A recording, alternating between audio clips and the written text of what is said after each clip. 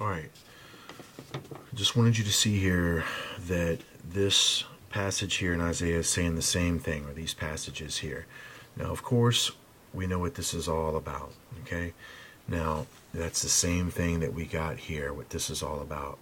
We know that that apple is connected to the serpent, and that the apple is the fruit that the serpent offers. Well, I've showed previously that that fruit is synonymous with the egg, which is this cockatrice, which is going to break forth out into this fiery flying serpent, which is the Antichrist. So this whole thing is the Antichrist system. It's got the whole system, the whole evolutionary system of mankind on lockdown, so that it can compute this output to create the conditions based upon the predeterminate condition of this rebellion. Okay? And it is doing it quite well. But nonetheless, it fails in the end. So, easy to see that we've got those connections there. But what I want to show you is how this connects better with our diagram here of that false shepherd. So as we look here, we see the connection with the webs. We see the violence. Now remember in Zechariah 11:17, we're talking about a sword which is upon his arm. Now that's the shepherd. The shepherd is he who leads. Now, of course, that is how we're being led. We're being led falsely, and we're being led with this false knowledge of these tainted material facts. Now, of course, they're shrouding this knowledge. They're not letting you get the entirety of the whole informational story that's coming forth of the new information as they find it. Now, only the initiated get that. So, here's the thing here. It tells us exactly who they are. It says, we wait for light, but behold obscurity, for brightness, but we walk in darkness. Now remember that obscurity is something that is in front of something. Now, that's the Illuminati, right here in front of you, or the symbol for it.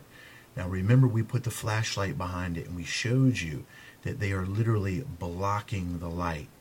They're wishing and hoping to project the fallen light of Lucifer, and at the same time blocking the true light of the knowledge of one God in heaven. And as we see that the only thing that we do see, because we're literally in this shadow, we're actually not getting any light. They're blocking it. They're in front of it.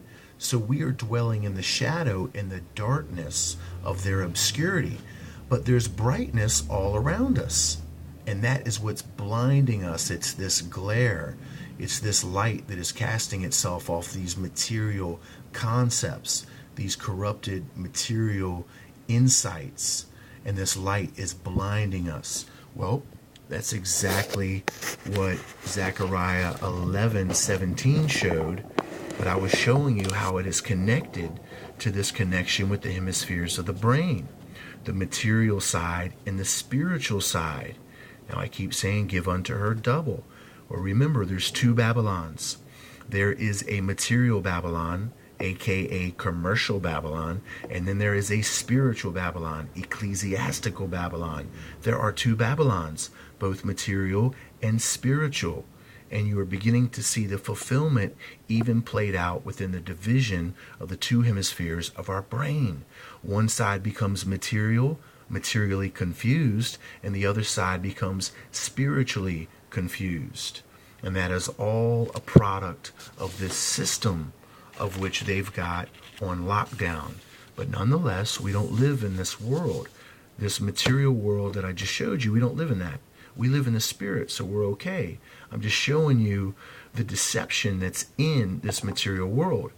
Now, that's exactly what it says here. It says, we wait for light, but behold obscurity, for brightness, but we walk in darkness. Now, I showed the connections with the brains and how that's working.